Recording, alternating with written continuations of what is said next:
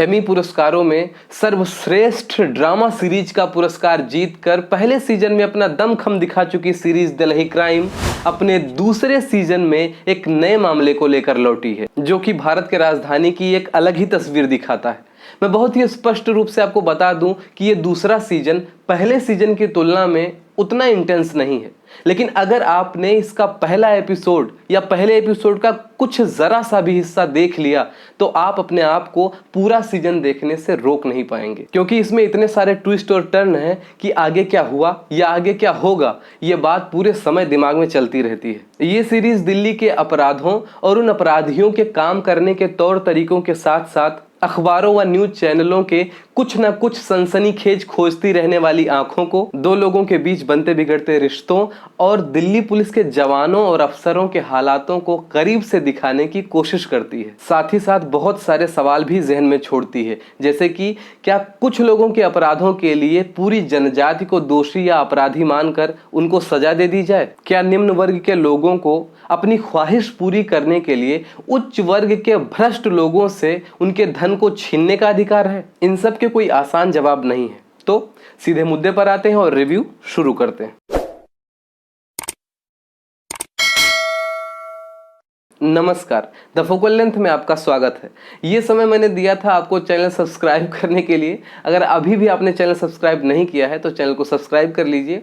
हम बढ़ते हैं स्टोरी की तरफ। तो सीजन 2 की कहानी 90 के दशक में सक्रिय रहे चड्ढा बनियान गैंग की वजह से होती है। ऐसा पुलिस मानती है कि इस खूंखार गैंग ने फिर से अपनी वापसी कर ली है। इस गैंग के लोग कच्छा बनियान पहन पूरे बदन में तेल लगाकर रात को बुजुर्गों को मारने और उन्हें लूटने के लिए निकलते हैं, जिसको पकड़ने के लिए पूरी पुलिस फोर्स अपना एड़ी से चोटी तक का जोर लगाती है, लेकिन पकड़ना तो दूर, सुराग तक नहीं लगा पाती है।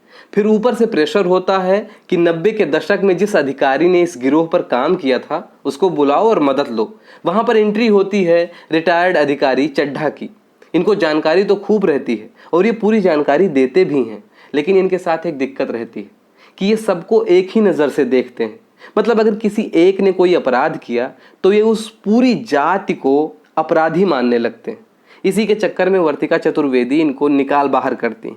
हालांकि चड्ढा अपराधियों को पकड़ने का एक रास्ता तो दिखा ही देता है, जिसमें झूठे दिलासों और उम्मीदों पर सब कुछ जल्दी जल्दी हासिल कर लेने में लगी पीढ़ी की मानसिक दशा सामने आती है। लेकिन चड्ढा का बताया रास्ता कितना काम करता है कितना नहीं, और वर्तिका चतुर्वेदी उस कच्छा बनियान गैंग को पकड़ भी पाएंगी या नहीं, ये सब कुछ जानने के लिए आपको पूरी सीरीज देखनी पड़ेगी, जो कि बहुत मज़ेदार है। इस सीजन की कहानी नीरज कुमार की पुस्तक मून गेजर पर आधारित है, जिसको लगभग आधा दर्जन लोगों ने मिलकर सीरीज की शक्ल दी है। इन लोगों से मुझे कुछ बात कहनी है, लेकिन सबसे पहले आप लोगों को बहुत बहुत बधाई कि आपने बहुत बेहतरीन सीरीज लिखा है। बात ये कहनी है कि आपने पुलिस महकमे के सीन में कहीं कहीं कुछ ज़्यादा ही साफ सुथरा दिखा दिया है।